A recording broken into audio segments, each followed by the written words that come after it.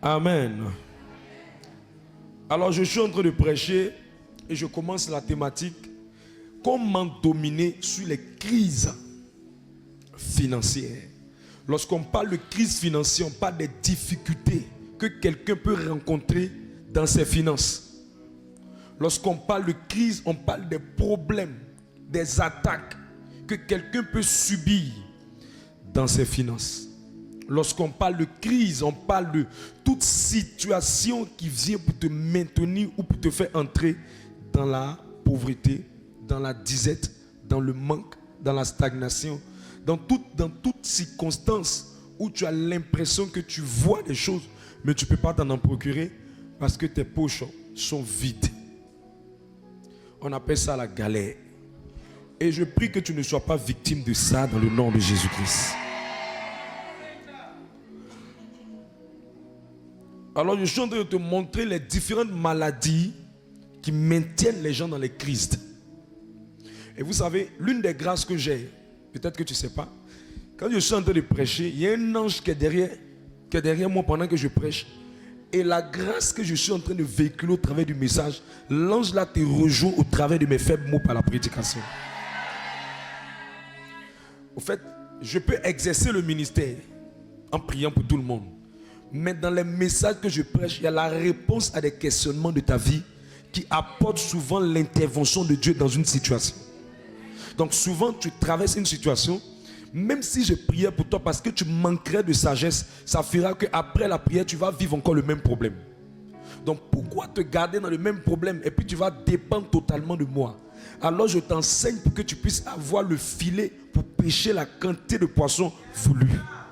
C'est pourquoi quand tu t'assois pendant que je prêche, sois concentré, sois disposé, parce qu'il y a des pépites d'or qui sortent de ma bouche pendant que je prêche. Quelqu'un est avec moi? Voilà. Et là, il y a un ange qui est avec moi, c'est l'ange de l'argent ou de la prospérité. Pendant que je serai en train de prêcher, il va distribuer des billets de banque dans vos mains. Celui qui dit un amen plus fort que son voisin, c'est qu'il croit. In the name of Jesus. L'une des choses, je donne trois aujourd'hui, l'une des choses, et je crois qu'aujourd'hui je vais terminer cette série, l'une des choses qui maintient les gens dans les crises financières et qu'ils doivent dominer dessus, cette chose-là, elle s'appelle l'ingratitude. L'ingratitude. C'est quoi l'ingratitude? Plusieurs personnes disent à Dieu, quand j'aurai, je ferai. Quand je serai ceci, je ferai ça. Quand j'aurai, je ferai. Quand je serai ceci, je ferai ça.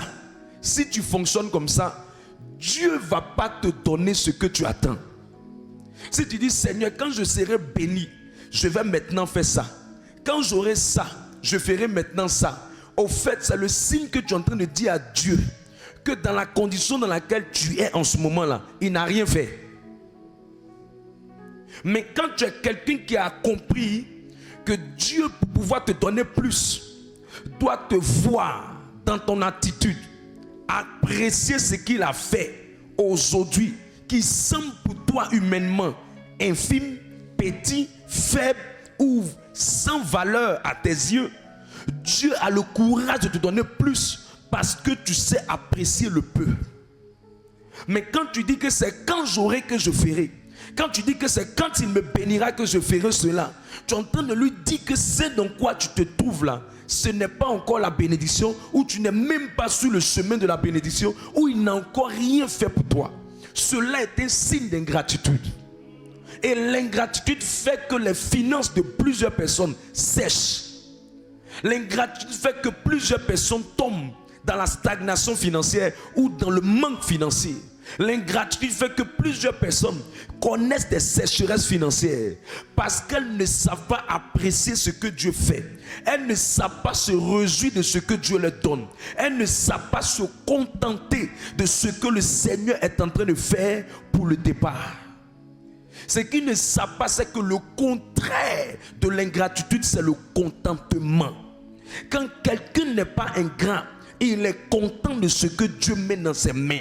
Et quand Dieu te voit apprécier ce qu'il met dans tes mains, ça lui donne la conviction que tu crois qu'il peut te donner encore plus. Alors, il te donne encore plus. Mais quand quelqu'un a un comportement d'ingrat ou un comportement d'ingratitude, ce qu'on constate chez lui, c'est que tout ce qui entre dans ses mains, il trouve que ce qu'il a est petit. Il trouve que ce qu'il a est faible. Alors quand son salaire rentre dans sa main, il dit ce salaire-là, moi j'ai fait quoi avec ça? Si ce n'est pas parce que vraiment la vie est compliquée, ce truc-là, moi j'ai fait quoi avec ça? Il y a ce qu'on me donne. Si ce n'est pas parce que je n'ai pas d'autre choix, je vais me contenter de quoi? J'ai fait quoi avec ça? Ça m'apporte quoi? Je ne vois même pas grande chose que ça me donne. Je trouve même que vraiment, même, est-ce que Dieu même, tu vois mon cas? Regarde, quand je regarde le loyer, quand je regarde la facture, quand je regarde ceci, ils sont permanemment en train de rabouer, de se moquer, de se plaindre de ce qu'ils sont. Écoute, chaque fois que tu as une telle attitude, ce qui va se passer, c'est quoi? C'est que ce qui viendra dans tes mains, ça sera la sécheresse financière. Ce qui viendra dans tes mains, ça sera la sécheresse financière. La pauvreté te fera bisou. La pauvreté va te cogner. Tu seras étonné de voir combien de fois la pauvreté s'attache à toi parce que tu n'as pas appris à être content du peu. 1 Timothée 6:6.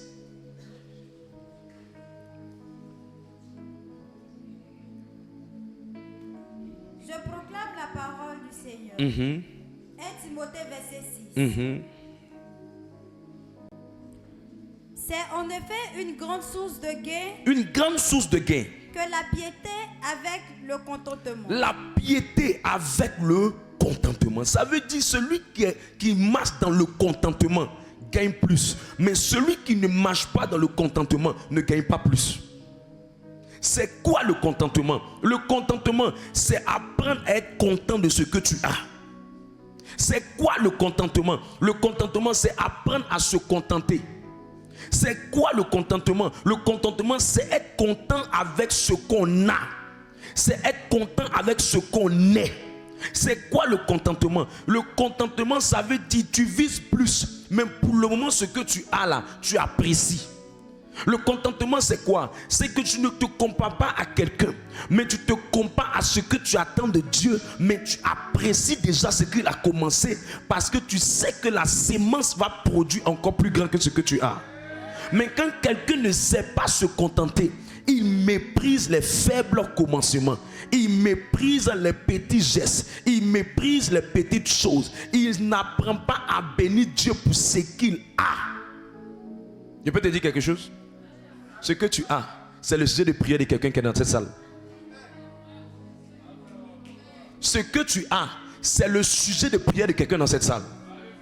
Si on essaie de dire à chacun ce qu'il a, il y a un voisin qui te dira: hey, donc tu as ça et puis on a assis sur la même place là. Moi-même je sais ça depuis.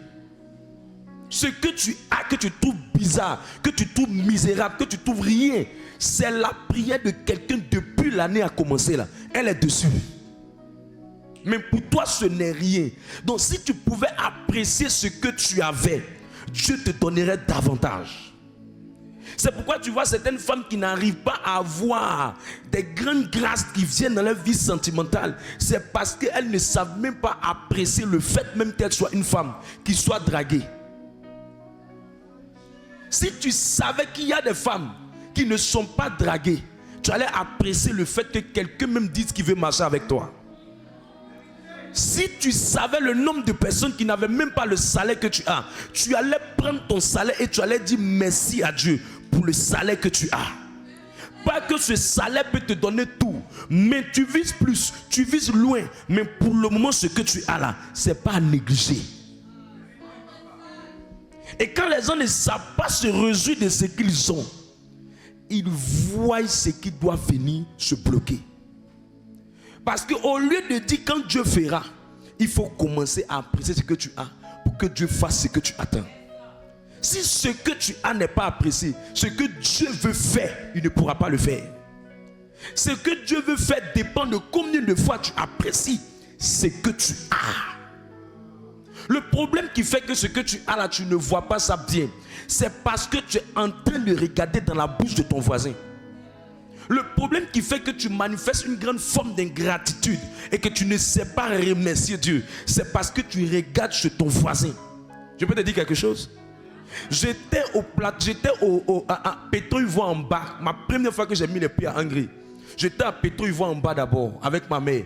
Quand j'étais à Pétro-Ivoire en bas, j'avais un ami qui habitait les Acades. Ma mère avait la culture de nous faire manger 3 fois par jour. Je suis allé rester chez cet ami pendant 3 jours. J'ai eu l'impression que leur maison était grande, mais on mangeait mieux qu'eux. Je n'ai pas tardé 3 jours là-bas. Le 2e jour, je me suis cherché. Il dit, prends ta grosse maison. Moi, je vais chez ma maman avec les bons plats. Je me suis rendu compte que ce que moi-même je méprisais, il y a des gens même qui habitent des grandes maisons, mais qui ne pouvaient pas manger la qualité des plats qu'on a. Pourquoi? Parce que j'étais en train de regarder ailleurs, mais je n'étais pas content de ce que j'avais. Beaucoup de personnes habitent de grandes maisons mais mangent mal. Beaucoup de personnes habitent de grandes maisons mais sont avares. Beaucoup de personnes habitent de grandes maisons mais souvent, ce que toi tu as, que tu trouves peu, ils désirent avoir ça. Ton problème, tu regardes trop ce que les autres ont. C'est ce qui fait que tu ne sais pas voir la richesse que tu as.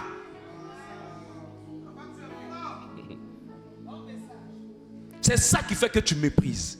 C'est un signe d'ingratitude. C'est un profond signe d'ingratitude de ne pas remercier Dieu pour le peu, de ne pas remercier Dieu pour ce que tu as. Hébreux le chapitre 13, verset 5.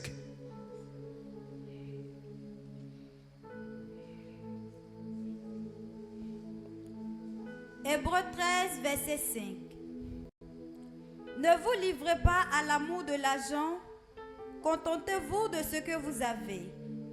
Car Dieu lui-même a dit, je ne te délaisserai point. Et je ne t'abandonnerai point. La condition pour que la prophétie qui dit que Dieu ne va pas te délaisser et Dieu ne va pas t'abandonner agisse dans la vie de quelqu'un, c'est que cette personne sait se contenter de ce que Dieu a déjà fait. Beaucoup de personnes se sentent délaissées, se sentent abandonnées seulement parce qu'ils ne savent pas se contenter de ce que Dieu a fait. Leur convoitise est effrayante. Ils sont permanemment en train de convoiter. Je n'ai pas dit que quand tu te contentes, tu ne peux pas regarder loin. Tu regardes loin, tu vises loin, tu cherches grand. Mais ce que tu as là, tu sais apprécier. Tu sais apprécier. Tu sais apprécier. Il y a des gens qui cherchent le studio dans lequel tu es. Il y a des gens qui sont en maison en bois, ils cherchent comment quitter maison en bois pour habiter maison en rouge. J'ai vu qu'une personne qui avait une dangereuse coiffure, j'ai vu sa coiffure, je l'ai appréciée. Et le Saint-Esprit m'a dit qu'elle habite dans une maison de 12 000. Quand j'ai vu sa coiffure, j'ai dit quoi? Beaucoup de couleurs dedans comme ça. Quand elle m'a crié 12 000, j'ai crié comme ça. Et le Saint-Esprit me dit, demande-lui, est-ce qu'elle ne doit pas? Il dit 12 000, est-ce qu'il doit lui dire? Le Saint-Esprit demande-lui. Elle me dit, oui, je dois. J'ai dit, Saint-Esprit, tu es bateau, hein? Et je me suis rendu compte avec le temps que ce que toi tu vois et puis tu dis c'est rien. Il y a des gens même qui cherchent ça avec torche. Apprends à te réjouir. Apprends à remercier. Apprends à te contenter. Apprends à dire Seigneur merci quand on te donne ton salaire. Quand tu as une augmentation. Quand tu as une promotion. Quand il y a des avantages au travail dans tes affaires. Apprends à dire merci. Apprends à dire merci. La deuxième raison pour laquelle tu as du mal à te contenter, c'est parce que tu prends ce que tu as là comme un acquis. Oh, c'est normal ce que j'ai là. Il y a des hommes qui disent que je suis trop intelligent. C'est pour ça que j'ai ça. C'est normal, j'ai le travail, c'est normal, j'ai l'argent, c'est normal, je paye ma maison. Et tu trouves normal de payer ta maison. Tu trouves normal que tu aies un salaire. Vous savez, à force de recevoir un salaire, au moment tu trouves que c'est normal. Mais je t'informe qu'il y a des gens dans cette salle, ça fait 3 à 4 mois qu'ils n'ont pas encore payé le salaire. Au fait, à un moment donné, tu es devenu, c'est devenu tellement normal pour toi que tu ne sais plus dire merci. Tu as pris ça comme un acquis. Tu as pris ça comme quelque chose de naturel. Comme si Dieu avait obligation de te faire ça. Comme si tu étais l'enfant préféré de Dieu et que les autres étaient des enfants mal aimés de Dieu. Donc pour toi c'est normal, pour toi c'est bien, pour toi là c'est juste. Oh c'est mon papa, il me donne comme il veut. Oui c'est ton papa. Mais quand tu regardes ceux qui n'en ont pas, quand tu regardes ceux qui en cherchent, quand tu regardes ceux qui ne peuvent pas avoir, la seule chose qui montre que tu n'es pas ingrat, c'est l'attitude de te contenter en disant Seigneur merci. Je ne prends pas ça pour un acquis. Je ne prends pas ça pour un acquis. Chaque jour que Dieu te donne, apprends à lui dire merci. Parce qu'on apprécie le bonheur lorsqu'on l'a perdu. C'est le jour où tu vas perdre ça que tu vas te rendre compte que tu prenais ça comme un acquis. Tu prenais ça comme un acquis. Chaque grâce que Dieu te donne, apprends à dire merci. Chaque grâce que Dieu te donne, apprends à dire merci. Apprends à dire merci. Apprends à dire merci. Dans mon premier studio, j'apprenais à dire merci. Je suis rentré là-bas avec un drap. Je disais merci au Seigneur. Après le drap, je suis passé à un lit. Je disais merci au Seigneur. Après le lit, je suis passé à des meubles. Je disais merci, merci, merci. Apprends à lui dire merci. C'est le merci d'hier qui te qualifie pour l'abondance de demain. C'est le merci d'aujourd'hui qui te qualifie pour la multiplication d'après. Si tu n'es pas capable de dire merci, ce que tu as ne peut pas se bonifier. Ton problème, c'est que quand tu regardes ton enfant, tu ne peux pas lui dire merci Seigneur de m'avoir donné cet enfant. Tu dis regarde ta tête comme la tête de ton papa. Mais comment tu peux dire ça? Comment tu peux parler une telle parole à ton propre enfant? Comment tu peux parler une telle parole à la personne que tu as mis au monde? Pourquoi? Parce que tu prends ça comme un acquis. Si tu savais le nombre de personnes qui cherchaient l'enfant que tu as et que tu insultes la tête de son père en parlant de lui, tu allais arrêter ce que tu fais. Apprécie ce que tu as. C'est là que Dieu va te montrer sa fidélité. Il ne te délaissera pas. Il ne t'abandonnera pas. Parce qu'il a vu en toi quelqu'un qui sait lui dire merci. La première attitude quand tu reçois ton salaire, la première attitude quand une entrée vient, la première attitude quand une opportunité vient, c'est de lui dire merci. Écoutez, si tu veux sécher financièrement, ne dis pas merci. Tu veux le raccourci pour rester dans les crises, ne dis pas merci. Si tu veux rester pauvre, ne dis pas merci. Si tu veux que les problèmes ne finissent pas pour toi, ne dis pas merci. Écoute, tous ceux qui sont en train de se plaindre d'une femme qui les fatigue, la femme va continuer à te fatiguer. Toute personne qui se plaint du travail qui est là, le travail ne va pas te quitter. Toute personne qui se plaint pour un enfant qui n'a pas de bons résultats, l'enfant là n'aura pas de bons résultats. Toute personne qui se plaint pour quelque chose qui n'augmente pas, une marchandise qui n'augmente pas, un bénéfice qui n'augmente pas, le bénéfice ça ne bougera pas. La meilleure manière de faire sécher ton business, c'est de venir chaque matin pour te plaindre sur tes articles, te plaindre sur ton commerce, te plaindre sur ta vente, te plaindre au bureau, te plaindre dans ton lieu de travail. Je te dis, si tu sèmes les plaintes, tu vas moissonner la sécheresse. La raison pour laquelle tu ne quittes pas le travail dans lequel tu es, la raison pour laquelle il n'y a pas d'avantage dans le travail dans lequel tu es, c'est que tu es tout en train de te plaindre dans ce travail. La meilleure manière d'avoir un ministère et ne jamais voir Dieu se manifester dans le ministère, c'est de voir les miracles et prendre les miracles pour acquis. C'est pourquoi la plupart des gens qui savent apprécier les miracles des autres, Dieu leur donne aussi les mêmes miracles ou bien même plus. Le problème avec toi, tu ne sais pas te réjouir. C'est vrai que tu voulais 1 million, mais on t'a donné 200 000. Dis merci. Dans le merci que tu seras en train de dire, tu es en train de planter la sémence pour les millions qui vont venir après. Apprends à dire merci. C'est dur, mais dis-lui merci. Dis-lui merci dans les persécutions. Dis-lui merci quand les gens veulent te mettre les bâtons dans les roues au boulot.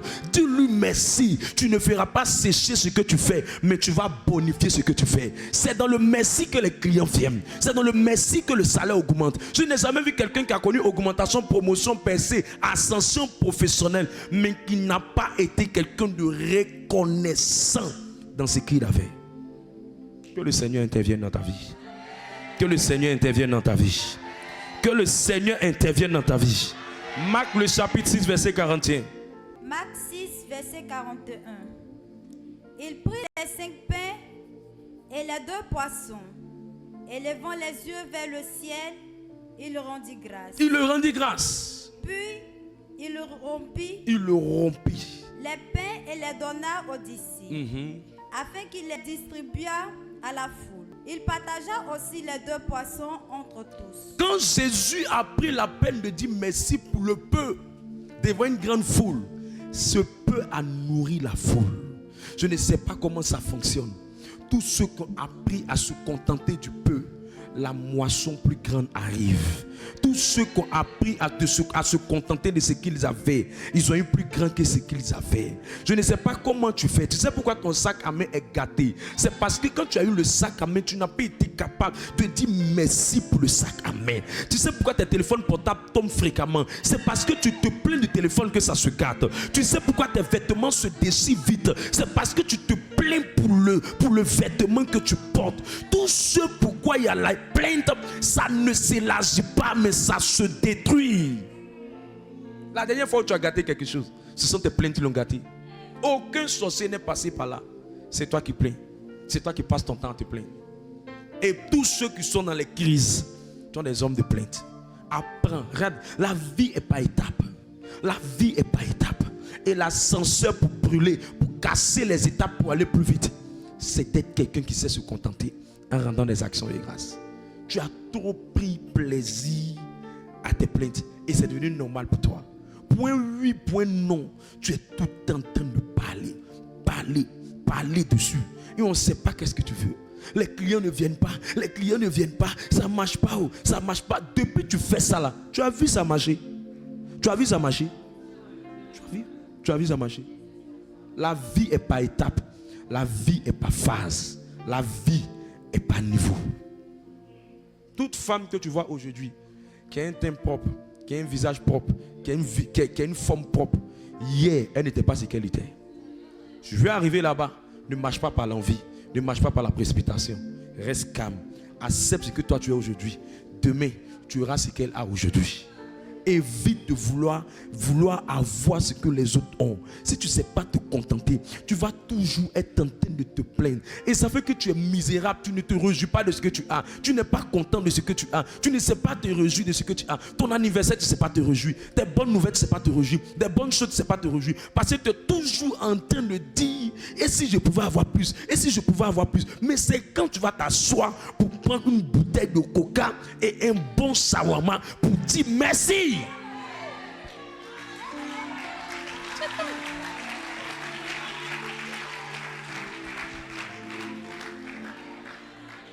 Trop en train de regarder la vie des gens. Oh. Non, lui on lui a donné ça. Lui il a une Range Rover. Moi je n'ai pas ça. Tu sais pas. Tu n'as pas idée. Il y a des gens que tu as vu juste actuellement de leur vie, mais tu n'as pas vu hier de leur vie. C'est pour ça que tu es en train de parler. J'ai vu un homme de Dieu qui m'a dit, oh vraiment pour toi est bien. Je lui ai dit, il y a quelqu'un dans ce ministère avec qui j'ai commencé. Elle m'a vu. Si elle vient t'expliquer mon histoire, comment j'ai commencé, tu veux ma vie de maintenant, mais tu n'accepteras pas ma vie d'hier. Mais c'est parce que je me suis contenté. Et la plupart des gens qui savent se contenter, ils ont une vie qui est très sobre. Très sobre. Très sobre, sans s'embrouiller. C'est le niveau où tu es là, c'est là que tu peux être. Où tes pieds arrivent là, va là-bas. Où ta main arrive là, va là-bas. Ne te stresse pas. Ne te stresse pas. Ne te stresse pas. Tu te stresses avec quoi? Tu t'embrouilles pourquoi? Pour le moins, c'est un studio de 50 000 tu peux prendre. Vas-y avec ça. Vas-y avec ça. Ta mère d'apprécier va donner d'avoir plus. Mais pourquoi vouloir brûler les étapes pour te casser la tête? Va faire ce que tu peux faire. Faire le niveau où tu peux faire. Je disais à quelqu'un, le mariage que Dieu veut que tu fasses, il va disposer les moyens pour ça. Tu n'as pas habité, tu es enfant de Dieu, tu n'es pas enfant de Satan. Si Dieu veut que tu fasses un grand mariage, il disposera les conditions pour que tu en fasses. Mais ce n'est pas à toi de te casser la tête. Parce que la grandeur de ton mariage ne se trouve pas dans la célébration de ton mariage. La grandeur de ton mariage se trouve dans la solidité de votre amour. Si c'était seulement le matériel qui me liait avec ma femme, dans les moments où je mangeais gari, où j'avais une pomme d'Adam pointue, elle n'allait pas m'accepter. Lui, elle n'allait pas m'accepter. Quand l'amour est la fondation, ça dure avec le temps. Quand l'amour n'est pas la fondation, ça ne dure pas avec le temps. Ça ne dure pas avec le temps. Le problème, tu ne peux pas te contenter. Tu es tout en train de vouloir regarder ce que les autres ont. Regarde, celle-là a une Range Rover, il faut que j'ai une Range Rover. Reste tranquille. Reste tranquille. Où tu es là, je te dis, il y a des gens qui cherchent à avoir la paix que tu as. Va à ton rythme et laisse Dieu faire. Laisse Dieu faire. Laisse Dieu faire. Laisse Dieu faire. Laisse Dieu faire. Laisse Dieu faire. Et un bon moment, quand il voit ton contentement, la Bible dit, si tu sais te contenter, il va te montrer qu'il ne te délaisse point, qu'il ne t'abandonne point. il va te faire passer par l'ascenseur. On est étonné, tu montes à un certain niveau. C'est parce que là où tu étais content de là où tu es. Tu étais bien de là où tu es. Tu savais te réjouir de là où tu es. Ne sois pas triste. Ne sois pas triste en disant, ma vie même là, je ne sais pas où il est fait, je ne sais pas où il est fait. Pour là où tu es là, réjouis-toi. Réjouis-toi. Ceux qui n'ont pas appris à se réjouir dans le célibat ne sont pas heureux dans le mariage. Ton bonheur ne vient pas d'abord d'une femme qui est à côté de toi. Ce n'est pas le plaisir de 15 minutes en étant couché sur quelqu'un qui fera que tu seras heureux. C'est un plaisir de quelques secondes. Si ce plaisir était assez suffisant, tous les hommes qui ne sont pas vraiment attachés au Seigneur, la plupart n'allaient pas chercher femme. Donc pourquoi tu te disperses, tu es embrouillé, pourquoi? Dis à ton voisin, reste calme, reste calme. Où tes enfants peuvent aller, va là-bas. La chaussure que tes pieds peuvent porter, prends. La coiffure que tu peux faire, fais. Pourvu que ça ne sente pas, c'est tout. Oui. Pourvu que ça ne sente pas. Je prie que le Saint-Esprit te vienne en aide. Je prie que le Saint-Esprit soit avec toi. La deuxième chose qui fait que les gens tombent dans les crises financières, c'est que je dis et je répète toujours, c'est que beaucoup de gens ne savent pas qu'ils sont paresseux. Ils ne savent pas. Regarde ton voisin, il faut dire l'orateur dit que tu es paresseux. La deuxième chose qui fait que les gens tombent dans les crises financières, ce sont des paresses qu'eux-mêmes n'arrivent pas à contrôler. Si tu ne fais rien, tu n'auras rien. Mais Dieu, avant de te donner quelque chose, il ne regarde pas d'abord ta prière. Regarde d'abord ton attitude. Et l'une des attitudes que Dieu ne va jamais accepter, et ça va maintenir des gens dans les crises financières, et ils veulent sortir, ils ne peuvent pas sortir, c'est le comportement du paresseux. Quand je dis aux gens, la paresse, plusieurs personnes me regardent et me disent, moi, je ne suis pas paresseux. Avec le temps, j'ai fini par me rendre compte que si tu prêches un message, que tu dis seulement le mot, sans donner les manifestations et les signes qui prouvent que quelqu'un en ça, il te dira toujours qu'il n'est pas dedans. C'est comme quand tu dis aux gens qui n'ont pas bon cœur, ils disent qu'eux ont bon cœur. Quand tu dis à quelqu'un que tu es paresseux, il dit pas paresseux. Tu veux dire à ton voisin, il faut dire toi là, le prédicateur dit que tu es paresseux. Tu vas voir, il va dire non, moi je suis courageux. Je prie et je prophétise que la paresse sorte du corps de quelqu'un. Proverbe chapitre 6, verset 9 à 11. Proverbe 6, verset 9. Paresseux, jusqu'à quand seras-tu couché? Quand te lèveras-tu de ton sommeil? Un peu de sommeil, un peu d'assoupissement, un peu de croiser les mains pour dormir. Et la pauvreté te surprendra. Et la pauvreté te surprendra. Personne ne désire être pauvre. Tous ceux que vous voyez qui sont pauvres, ce n'est pas parce qu'ils ont voulu être pauvres. Il n'y a pas quelqu'un qui naît et puis dit moi je vais être pauvre. La pauvreté surprend. Que tu veux noter ça. Que personne n'a désiré devenir pauvre. La pauvreté surprend. La pauvreté là, ça surprend. Continue, ça surprend comment? Comme un rôdeur. Comme un rôdeur. Comme un homme en âme. De toute façon, quand les braqueurs viennent et puis disent, ma soeur, donne tout ce que tu as sur toi. C'est comme ça la pauvreté. Quand il vient là, il dit, mon frère, toi et moi on est ensemble, c'est fini comme ça. C'est fini, on reste ensemble. Mais je prie et je prophétise que cette pauvreté-là sort de la vie de quelqu'un ici. Le premier signe que quelqu'un est paresseux, c'est que la personne ne se lave pas beaucoup de fois chaque soir avant de dormir.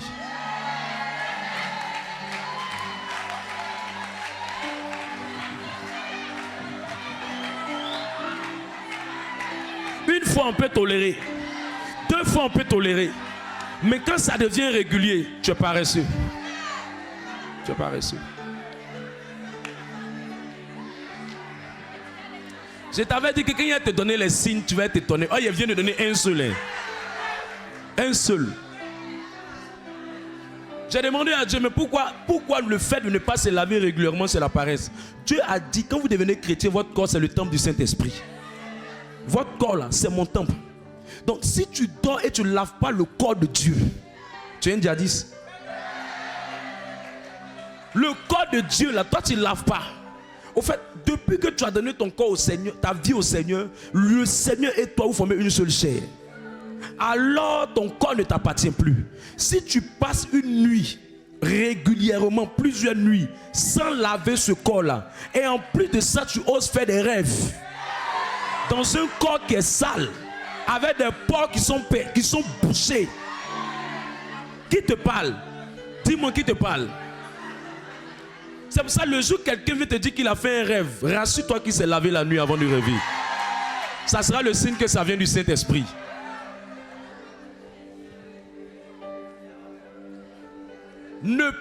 Quand Dieu m'a dit ça, il dit ne pas se laver régulièrement les nuits. C'est un signe de la paresse.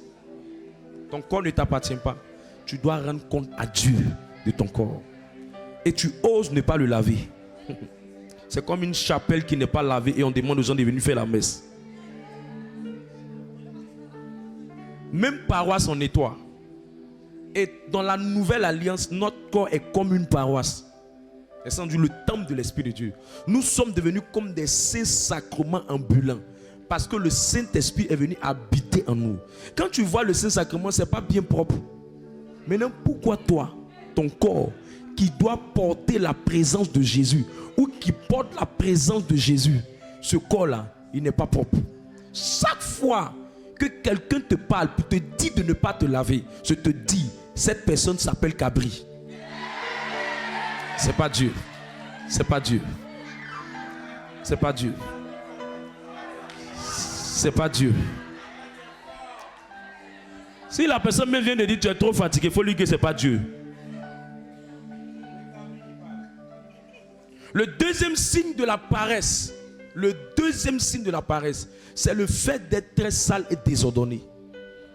Ce qui fait que quelqu'un est très sale et désordonné, c'est le courage de se lever pour aller entretenir qui ne veut pas là. C'est le signe qu'il est paresseux. Tu ne peux pas porter les mêmes sous-vêtements pendant 3 jours. Non. Ce n'est pas le tombeau de Jésus. Ce n'est pas le tombeau de Jésus.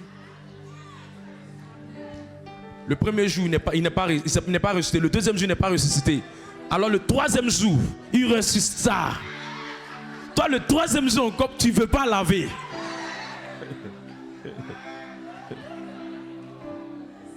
Au fait, te lever puis prendre tes habits, laver, c'est compliqué. Si tu es dans une maison où tu habites dans un endroit et il y a toujours tes habits dans l'eau et tu n'aimes pas laver, tu es paresseux. Je vais te dire la vérité, tu es paresseux. Tu es très paresseux. Si tes habits dorment dans l'eau, dorment des jours dans l'eau et ça te dit rien, ta maison est désordonnée, il n'y a pas d'ordre, tout est mélangé, c'est sale, c'est pas propre. Ça n'a pas de bonne odeur. Tu es paresseux. Parce que ce n'est pas parce que tu ne peux pas entretenir. C'est parce que tu n'as pas la force de te lever pour entretenir. Et cette force qui te manque là, elle est logée dans ta paresse que tu caches. Et quand quelqu'un est paresseux là, il ne sait pas au fait que les actions qu'il est en train de poser là, ces actions là vont le détruire lui-même. L'habitation des démons, c'est la saleté. L'habitation du Saint-Esprit, c'est la propriété.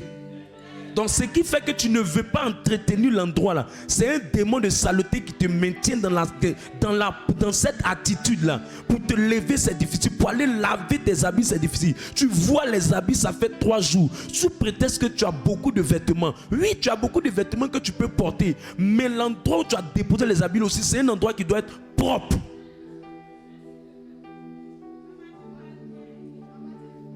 Tu ne peux pas dire que tu n'es pas paresseux. Quand tu vois ces choses-là, tu ne peux pas dire que tu n'es pas paresseux parce que ce n'est pas la première fois que tu le fais. Tu le fais régulièrement. Et malheur pour toi si tu vas rentrer dans un foyer et tu rencontres quelqu'un qui est propre, ça va être l'objet d'un débat. Et tu vas dire non que tu n'as pas le temps alors que tu es juste paresseux. On a le temps pour des choses qu'on trouve importantes. Parce que ce que tu es en train de faire qui t'occupe là, si ton vêtement là a une odeur bizarre et qui n'est pas propre et que tu utilises ce vêtement, tu es dans un endroit, ça va amener les cafards, ça va amener les insectes, ça va amener les moustiques, ça va amener des odeurs bizarres dans l'endroit. Et ça peut vous rendre malade. Et ce que tu es en train de faire là, tu ne vas pas gagner l'argent pour pouvoir épargner, pour pouvoir te réaliser, pour pouvoir te bâtir. Mais ça va rentrer dans la maladie et tu vas accuser les pauvres sorciers qui ne sont pas bien avant. Alors que c'est juste ta saleté qui a créé ça. Toi aussi même ne sont pas bons, même tous ceux, les pauvres gars. Alors que c'est la paresse. Tu as ton voisin, si tu te rends compte que tu es en train d'être, tu es paresseux dans cette vie, tu es paresseux. Quand tu rentres à la maison, range tes habits. Tu ne peux pas mettre parfum dans ta perruque pour venir. Je te dis, tu ne peux pas mettre parfum dans ta perruque pour venir à la prière. C'est la paresse. Je peux te dire quelque chose. La condition pour que le parfum puisse étouffer l'odeur qui est dans la perruque, il faut que l'odeur du parfum soit supérieure ou égale à l'odeur.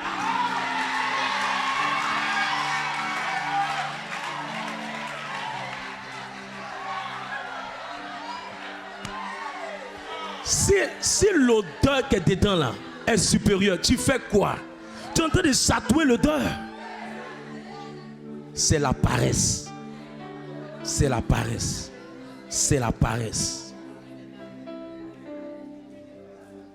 Troisième signe de quelqu'un qui est paresseux. Quelqu'un qui est paresseux est nonchalant. Il est lent. Il fait les choses lentement. Il fait les choses nonchalamment. Tout ce qu'on lui dit de faire, c'est lent. Il prend son temps. Quelque chose qu'on peut faire en 2 jours, il va faire ça en 4 jours. Quelque chose qu'on peut faire en 1 semaine, il va faire ça en 2 semaines. Il est toujours en train de remettre après ce qu'il doit faire maintenant. Il marche à pas de tortue, il prend tout son temps. Tu le vois en train de marcher quelque part, il traîne les pas, tout le monde entend. Fia, fia, fia. Paresseux. Proverbe 26, verset 14 à 15. Si tu veux que Dieu t'élève, Dieu va m'élever, Dieu va m'élever. Il y a un paresseux comme ça. Proverbe 26, verset 14. La porte tourne sur ses gonds et le paresseux sur son lit. Le paresseux plonge sa main dans le plat et il trouve pénible de la ramener à sa bouche. Tellement qu'il est pas pour amener, c'est tout ce qu'il fait, c'est lentement. Tout ce qu'il fait, c'est difficile. Tout ce qu'il fait, c'est lent. On dit allons, attendez, laissez, on va faire. Tu lui donnes un travail, il n'est pas rapide. Tu lui donnes un truc, il n'est pas rapide dans le ministère. Tu lui dis fais les appels, il n'est pas rapide. Au travail, il est lent. Tu lui donnes quelque chose, il est lent. C'est un gros paresseux. Tu es un fainéant. Même pour manger, la Bible me dit il est tellement paresseux que même pour manger, il trouve que c'est difficile parce qu'il fait les choses lentement. Tu lui donnes un travail, il n'a pas fait. Tu lui donnes ceci, il n'a pas encore fait. Tu l'appelles, même pour décrocher, il va prendre tout son temps. Quand il parle lentement. On ne sait pas si c'est un homme, c'est une femme. Paresseux. Le Seigneur ne me donne pas sa grâce. Il ne va pas élever un paresseux. Proverbe 20, verset 4.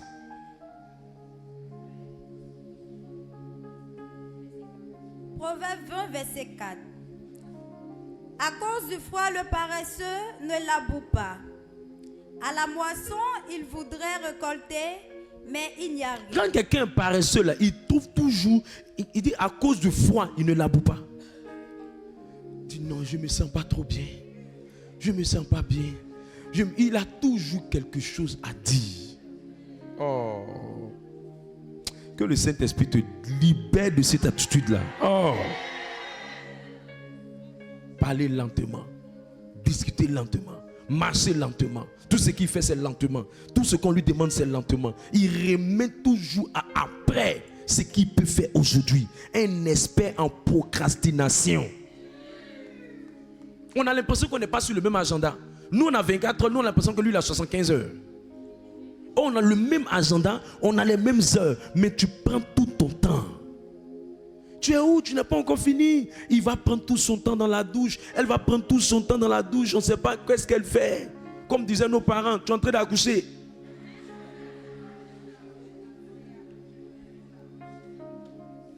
Que le Seigneur te donne du sortir de la paresse. Le paresseux, il est indécis. La paresse se manifeste par l'indécision. C'est quelqu'un qui ne décide rien. Il ne prend aucune décision. Il n'est pas ferme dans ses décisions. C'est quelqu'un qui est vacillant. Aujourd'hui il veut ça, demain il veut ça. Après il dit non, il faut choisir. Après il dit veut. Après il dit veut pas. Après il dit il faut choisir. Il est indécis. Tu marches avec un paresseux, il marche avec une fille, il peut passer avec du temps avec elle sans jamais se décider quand il va la marier. Il n'est pas ferme. Il n'est pas sur ses choix. Il n'est pas résolu. Je prie que quelqu'un soit libéré de cette attitude dans le nom de Jésus. Le paresseux aime la facilité. Il aime le plaisir et les choses inutiles. Aime la facilité. Il aime le plaisir et les choses inutiles. Quand c'est difficile, il n'aime pas. Quand il y a des défis à relever, il n'aime pas. Quand on réfléchit, il n'aime pas. C'est trop lourd pour son petit cerveau de pousser un peu. Tout ce qui demande des efforts, il ne peut pas le faire. L'une de ses meilleures positions en prière, c'est coucher. Paresseux. Médite encore. Pour méditer la parole de Dieu, il ne s'assoit pas. Quand tu te remarques que tu aimes beaucoup plus te coucher pour prier que t'asseoir pour prier ou te lever pour prier, tu es un paresseux. Même enseignement pour écouter, tu ne peux pas t'asseoir, écouter le message et prendre un cahier marqué, noter. Tu ne peux pas. Tu préfères rester couché. Et bizarrement, c'est dans coucher, tu restes en train de dormir et tu ne termines jamais les enseignements que tu écoutes. Gros fainéant.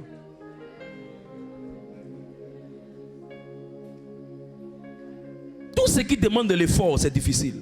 Tout ce qui demande du sacrifice, c'est difficile. Il ne peut pas le faire. Mais amène-le dans les causeries, les papoteries, les amusements, les choses sans sens, les choses sans but, les bavadages inutiles, sans but, sans objectif. Il est fort dedans. Elle est expert dedans. Là, il aime ça. Où il va prendre un peu de confort, où il va manifester son amour propre. Il est à l'aise dedans. Mais où on pousse un peu de réflexion, où on se lève, où on a des défis à relever, où on essaie de bâtir, où on essaie de pousser, il ne peut pas le faire. C'est lourd pour lui, c'est difficile pour lui. Dès l'instant où on doit faire un peu plus d'efforts, ça devient difficile. Quelle paresse. Que le Saint-Esprit te vienne en aide. Que le Saint-Esprit te vienne en aide. Proverbe 26, verset 13. Le paresseux présente beaucoup d'excuses. Beaucoup d'excuses. Beaucoup d'excuses. Il trouve toujours des excuses pour ne pas faire ce qu'on lui demande de faire. Proverbe 26, verset 13. Le paresseux dit: il y a un lion sur le chemin. Il y a un lion sur le chemin. Il y a un lion dans les rues. Il y a un lion dans les rues. La porte tourne sur ses gonds et le paresseux sur son lit. Très bien. Le paresseux va toujours trouver des excuses. S'il a échoué, il va même que le chèque, c'est parce que les enseignants n'ont pas bien enseigné. Il trouve toujours des excuses pour ne pas faire. On dit va au travail, il dit non, c'est à cause de la pluie qui ne peut pas venir. Tous ceux qui ne sont pas venus le soir sont les paresseux. Maintenant, son patron lui pose la question. Attends, tu ne manges pas quand il pleut? Il ne peut pas répondre. Ou bien quand il pleut, on ne mange pas. Donc c'est que l'entreprise doit fonctionner pour qu'il y ait plus avoir l'argent, puis on te paye, puis tu vas manger aussi. Maintenant toi tu dis que à cause de la pluie, tu ne peux pas aller au travail. Et tu trouves que c'est une excuse normale. Et tu es chrétien, enfant de Dieu, portant une croix ou un chapelet dans la main. Et ça fait que les patrons n'aiment pas embaucher les chrétiens. Parce que beaucoup sont paresseux, ils trouvent des excuses pour ne pas faire les choses qu'on leur donne. Il pleut. Ma maman m'a retenu. J'étais trop inspiré par la prière. J'étais emporté par mes cantiques d'adoration matinale. On t'a envoyé pour faire ça. Alors crée ton ministère et puis va chanter là-bas. Nous ici, on cherche l'argent. On n'est pas venu pour ton affaire de prier. Et ça fait que les chrétiens ne sont pas pris au sérieux. Parce que beaucoup sont des paresseux. Se lever le matin, il blâme. Quand il ne peut pas se réveiller tôt le matin, il dit que c'est le réveil qui l'empêchait de se réveiller. Et qu'il était trop lourd. Il s'en va composer, ça n'a pas marché, il ne remet pas en cause. Pour dire Seigneur, fais-moi grâce. Il dit non, c'est parce que le pays est compliqué. Mais il y a des gens qui réussissent. Le paresseux trouve les excuses pour ne pas faire. Quand il ne trouve pas de travail, il dit non, c'est parce que le pays est corrompu. C'est corrompu, mais il y a des gens qu'on embauche. Il a toujours des excuses pour ne pas faire les choses. C'est ma femme qui a fait, ce sont mes amis qui ont fait, ce sont les gens qui ont dit. Il trouve toujours des excuses. À un moment donné, mets les excuses de côté et puis prends ta responsabilité. Proverbe 22, verset 13.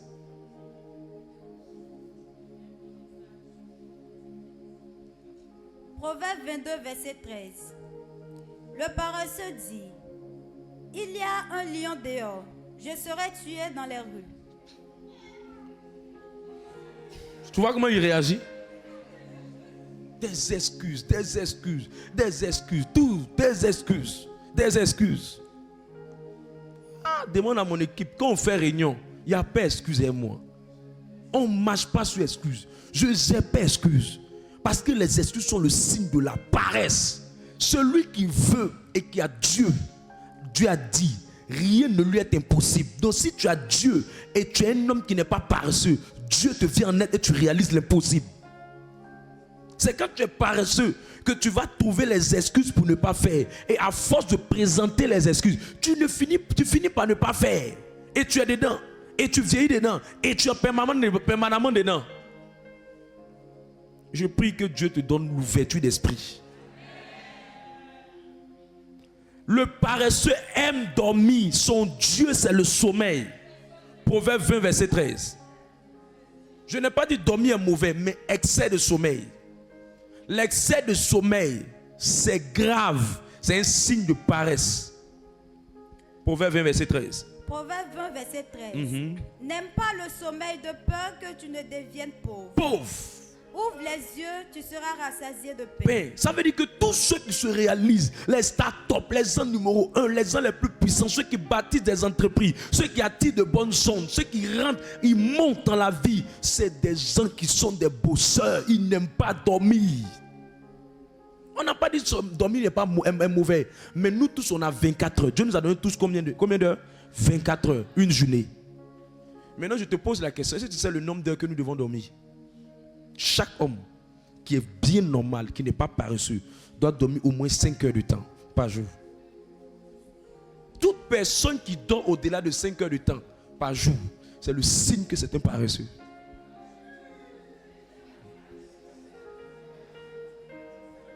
Lis encore un autre texte, Proverbe 24, verset 30 à 34.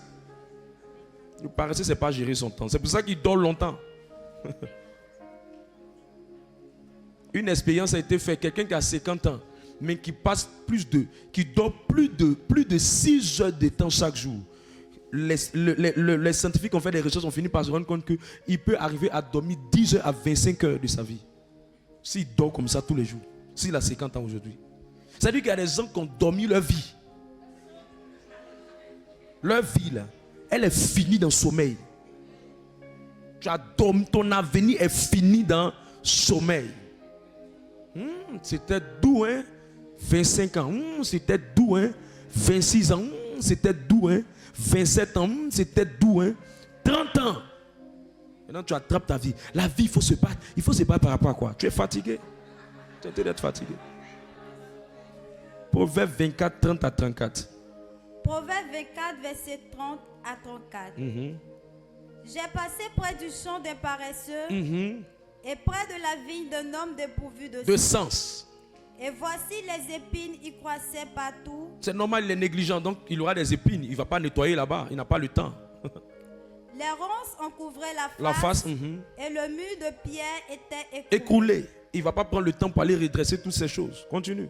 J'ai regardé attentivement et j'ai tiré instruction de ce que j'ai vu. Un peu de sommeil. Un peu de sommeil. Un peu d'assoupissement. Vous savez, le sommeil et l'assoupissement, c'est différent. Quand tu dors beaucoup, à un moment donné, ce qui vient, on appelle ça l'assoupissement. L'assoupissement, c'est ce que nous appelons la lourdeur. À force de trop dormir, tu deviens quelqu'un de lourd. Quand on te voit là, tu n'es pas léger. Tu ne peux pas sauter, tu ne peux pas sautiller. Quand tu fais tes choses, on est sac à patates. Alors qu'on ne voit pas forme tu as là. Mais tu fais tes choses, tu es loulou comme ça, tu es blogo. Tu ne peux pas faire les choses comme un homme, comme une femme. On ne sent pas le dynamisme en toi. C'est ça qu'on appelle l'assoupissement. Tu fais tes choses, tu es ensommeillé. Tu fais tes choses, tu es bizarre. Tu fais tes choses, on sent la nonchalance dedans. On ne sent pas quelqu'un qui est enflammé. On ne sent pas le feu dans ce que tu fais. Continue. Un peu croiser les mains pour dormir. Et c'est les personnes qui disent j'ai dormi une dernière fois, j'ai dormi un peu encore. Un peu. Il est 6 heures. Au lieu de te lever, tu as dormi un peu. Toujours, toi, tu as toujours sommeil guassou. Tu as toujours sommeil à ajouter. Tu as toujours un dernier sommeil que tu dois rattraper. Et le démon du sommeil vient te dire que si tu dors un peu là, tu vas tomber malade. Moi-même, il m'a eu comme ça. Je te dis, il ment. Tous les hommes les plus riches disent qu'ils ont dormi près de 5 heures chaque jour.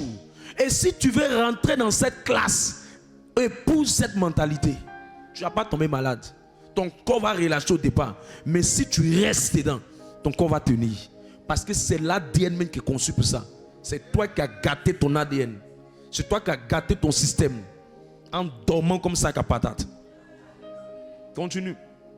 Et la pauvreté te surprendra. Comme un rôdeur et la disette, comme un homme en arme. C'est pour ça que les gens n'arrivent pas, les chrétiens n'arrivent pas à faire des offrandes de millions. Pourquoi? Parce qu'ils sont dans ça. Ils sont paresseux. Dieu veut les aider. Dieu veut les rendre prospères. Mais la paresse les maintient. Que le Seigneur te vienne en aide. Oh, Saint-Esprit, viens aider quelqu'un. Réduis l'heure des heures de sommeil des gens. Les gens ont trop gaspillé leur vie à dormir. La paresse se manifeste par le fait d'être distrait facilement. Quelqu'un qui ne peut pas se concentrer, rester focus sur son but, rester focus sur son objectif, mais qui est tout le temps distrait, dispersé, qui n'arrive pas à rester focus, focalisé, concentré. C'est quelqu'un de paresseux. Tout le temps il est distrait et il se distrait très facilement. Il parle de ça un bon moment, il parle d'autre chose. Il est sur ça un moment, il plaît autre chose. Il n'est pas concentré. Mes amis, l'un des secrets du succès, c'est la concentration. Il faut être focalisé. Je n'ai pas le temps pour aller répondre à WhatsApp de qui, pour aller parler sur la vie de quelqu'un. Je n'ai pas le temps. Je suis dans mon couloir, focalisé comme jamais, avec un moteur enflammé et rayonnant. Je cours vers le but afin de remporter le prix de la vocation céleste. Rien ne me distrait à gauche, rien ne me distrait à droite. Quand même quelqu'un m'envoie un message, c'est trop long. Je lis morceau par morceau. Tu ne vas pas prendre tout mon temps. Je dois finir des livres, je dois finir des méditations. C'est des heures à passer dans la prière. Va à l'essentiel. Il dit à une soeur qui m'écrivait, il dit, tu veux me parler là, va à l'essentiel. Bonjour papa, comment tu vas? C'est demain à te répondre. Tu veux me dire ça, bonjour, voilà. Bonjour, voilà. Bonsoir, voici. Ce n'est pas le temps pour prendre mon temps pour faire ça. On a des choses à réaliser. On a des buts à atteindre. On a un auditorium à construire. On a des armes à gagner. On a des pays à relever. Je ne sais pas qu'est-ce qui fait que tu es distrait. Je ne sais pas. Tout ton temps en train de passer tout ton temps devant un miroir. Le paresseux aime trop manger. Il adore la nourriture. La nourriture est son Dieu. Comment tu fais pour savoir que tu es paresseux? Si tu aimes plus manger que travailler, c'est mauvais. Mais si tu aimes plus travailler et tu aimes manger, c'est bon. Mais si tu aimes plus manger et tu aimes moins travailler, tu es un paresseux. Ta quantité de travail doit être équivalente à ta quantité de nourriture. De la même manière que tu es un bosseur, si tu aimes manger, ce n'est pas mauvais. Mais si tu aimes manger, mais tu n'aimes pas le travail, fais attention. Fais attention. Et c'est un péché même. Trop manger là, c'est un tout bien péché. Philippiens 3, verset 18 à 19. Oh Saint-Esprit, aide quelqu'un à sortir de la paresse. Philippiens 3, verset 18. Car il en est plusieurs qui marchent en ennemis de la croix de Christ. Je vous en ai souvent parlé et j'en parle maintenant encore en pleurant. En pleurant vraiment, il dit il pleure. Leur fin sera la perdition. Leur fin sera quoi? La perdition. Ils ont pour Dieu leur ventre. Ils ont pour Dieu leur ventre. Ils mettent leur gloire dans ce qui leur fait honte. Honte. Toi, tu n'as rien réalisé. Tu prends photo de bière. C'est-à-dire que ce qui fait leur honte là, c'est ça, ils mettent leur gloire dedans. Tu prends photo de shawarma, c'est quoi ça? C'est Libanais, tu es en Russie. Tu n'es même pas intelligent. Des gens sont en train de devenir des start-up. KFC, c'est quelqu'un qui a créé entreprise de poulet. Entreprise de poulet. Toi, tu n'as même pas encore créé entreprise de Babani Congo. Et tu mets ta gloire dans ce qui doit faire ta honte. Dans ton propre pays, les gens sont en train de réaliser de grandes choses. Et quand un homme de Dieu vient te dire, faut s'aimer, faut s'aimer. Non, les offrandes, c'est parce que tu es pauvre. Sinon, en vrai, il y a l'argent dans le pays. C'est vers toi, ça ne vient pas.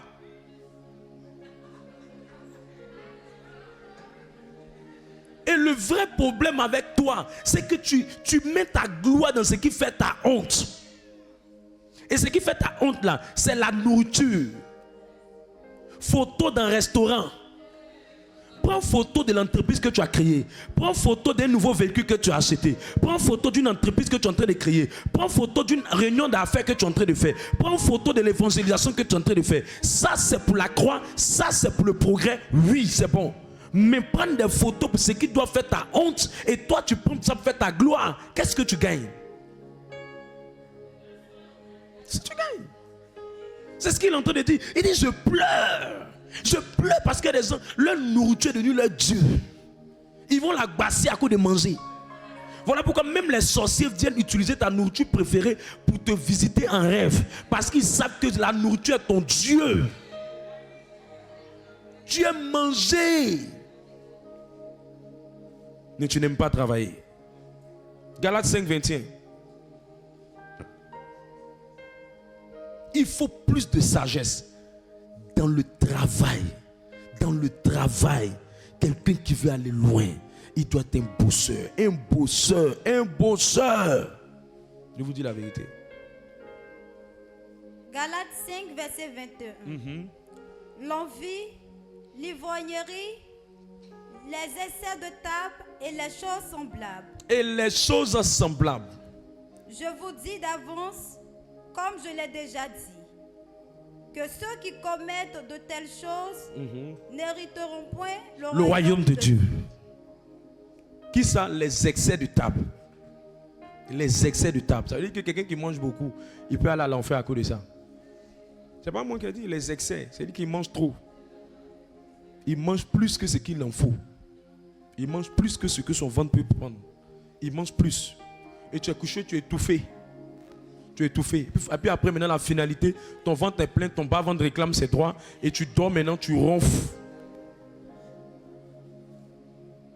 Et la graisse te prend. Merci. Et ton temps de vie est abrégé. Que le Saint-Esprit te donne de ne pas avoir ton ventre comme ton Dieu. Sors de la paresse. Si tu te reconnais dans toutes ces choses, dis à l'Esprit de Dieu de t'aider à sortir de la paresse. Dis à l'Esprit de Dieu de t'aider à sortir de la paresse. Il faut dire à l'Esprit de Dieu de t'aider à sortir de la paresse. Le paresseux est très négligent. Très négligent. Proverbe 10, verset 4. Et la dernière chose.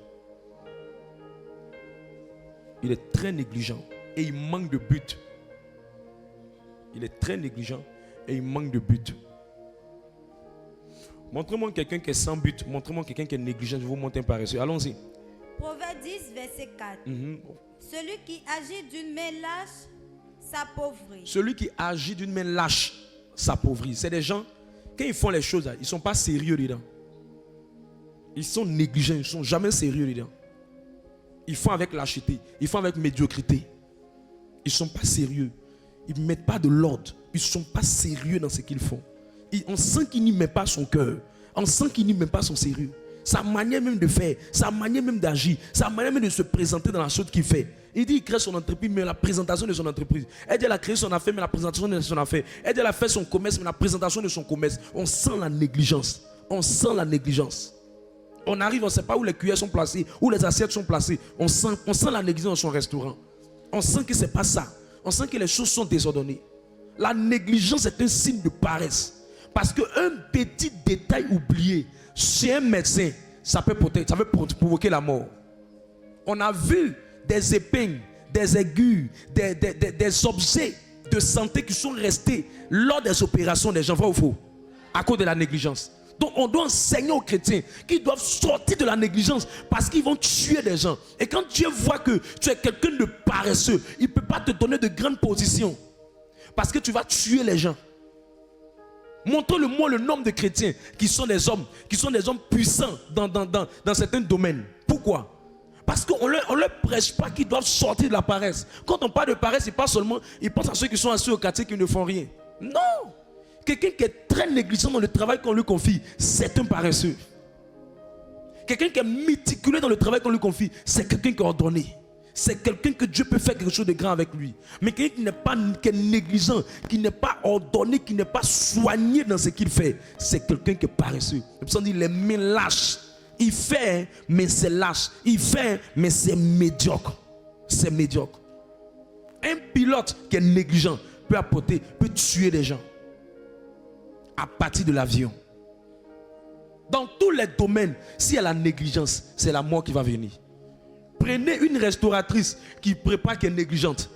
Elle va tuer les gens un jour avec la nourriture. Tout domaine dans lequel il y a la négligence, il peut y avoir des problèmes qui vont venir. Une coiffeuse qui est négligente, elle peut mettre les produits dans l'œil de sa cliente. Montre-moi, dans tous les domaines, un couturier qui est négligent, il y a problème. Donc quand on te dit que la négligence, c'est la paresse, ce n'est pas une invention du modérateur, c'est la Bible qui dit ça. Il est lâche, il ne fait pas les choses avec soin, il ne fait pas les choses avec sérieux. Aujourd'hui tu viens, c'est bien, demain c'est pas bien. Et on sent ça même dans les services que vous faites pour Dieu. Parce que les gens sont plus sérieux. Mais je vois une nouvelle génération se lever dans le nom de Jésus. Proverbe 28, verset 19. Proverbe 28, verset 19. Celui qui cultive son champ est rassasié de paix. Mais celui qui poursuit des choses vaines, est rassasié de pauvreté. C'est quelqu'un qui est sans but. Demande à ton voisin, cette année, quel est ton objectif? Prêcher l'évangile, ce n'est pas objectif. Nous tous, on est appelés à prêcher l'évangile. Avoir beaucoup d'argent, ce n'est pas objectif. Parce que nous tous, on est appelés à avoir beaucoup d'argent. Un objectif, c'est quelque chose de spécifique que tu veux avoir de façon spéciale cette année. Un objectif, c'est un but. Un objectif, c'est quelque chose dans lequel tu veux voir la main de Dieu dans l'année. Et quelqu'un qui n'a pas d'attente n'a pas de manifestation de la part du Seigneur. Et la plupart des gens qui sont paresseux, ce sont des personnes qui n'ont pas de but. Ils sont sans but. Sans but. Ils ne savent pas où ils vont. Comme un bateau sans gouvernail. Une voiture sans volant. Ils ne savent pas où ils vont. Et tu es une femme, tu rencontres un homme qui est sans but et sans vision. Tu es en train de partir à l'abattoir avec lui. Tu es un homme, tu es conduit par quelqu'un qui gère un ministère, mais qui n'a pas de vision. Tu es en train d'aller à l'abattoir avec la personne. Toute chose dans laquelle tu te mets, il faut te rassurer que celui qui tient le volant a une vision. Toute chose dans laquelle tu t'investis, il faut te rassurer que la chose là, il y a une vision pour ça. Une entreprise, la personne qui a la tête doit avoir une vision. Un homme, il doit avoir une vision. La vision, c'est le but, c'est la conduite, la direction dans laquelle vous voulez avancer lorsque vous voulez quelque chose. Et chaque personne qui est paresseuse, elle n'a pas de but. On lui demande, tu veux quoi? Tu cherches quoi? Tu aspires à quoi? Tu demandes quoi? Tu attends quoi? Qu'est-ce que tu veux? Qu'est-ce que tu vises? Qu'est-ce que tu projettes? Rien de bon. Rien de bon. C'est le signe de la paresse. Tu n'as rien écrit. Tu n'as rien planifié. Si tu n'as pas planifié, les démons vont te planifier dans leur programme. Sans planification, tu as la planification de quelque chose. Donc tout compte fait la vie, soit tu planifies, soit la vie te planifie. Mais je refuse que ce soit la vie ou les démons qui te planifient. Au nom de... La salle est calme, c'est-à-dire que je dois entendre quoi par là? Que c'est la méditation de la parole du Seigneur. Dis au Seigneur de t'aider à tuer la paresse à l'intérieur de toi. Tous les habits sales que tu n'as pas lavés, il faut aller laver.